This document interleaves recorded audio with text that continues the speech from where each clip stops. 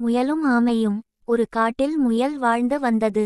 அது எப்போதும் மற்ற விலங்குகளை பார்த்து தன்னை பெருமை பேசும். முயல் முயல், இந்த காட்டில் என்னைவிட வேகமானவன் யாருமே இல்லை. அதை கேட்ட ஆமை மெதுவாக சொன்னது. ஆமை ஆமை, வேகம் நல்லது. ஆனால் முயற்சியும் பொறுமையும் இருந்தால் வெற்றி கிடைக்கும். முயல் சிரித்தது. முயல் முயல், நீ என்னோட போட்டியிடுவாயா? ஆமை சம்மதித்தது. அனைத்து விலங்குகளும் போட்டியை பார்க்க வந்தன. போட்டி தொடங்கியது. முயல் வேகமாக ஓடி முன்னே சென்றது. ஆமை இன்னும் வர நேரம் ஆகும் என்று நினைத்து முயல் ஒரு மரத்தடியில் தூங்கிவிட்டது. ஆமை மெதுவாக ஆனால் தொடர்ந்து நடந்தது. நிற்கவே இல்லை. சில நேரத்தில் அது முடிவு கோட்டை அடைந்தது. அப்போது முயல் விழித்தது. அவசரமாக ஓடியது.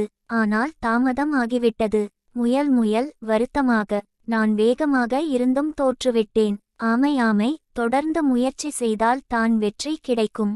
வலது நோக்கி காட்டும் விரல் நெறி. மெதுவாக இருந்தாலும் தொடர்ந்து முயற்சி செய்தால் வெற்றி நிச்சயம்.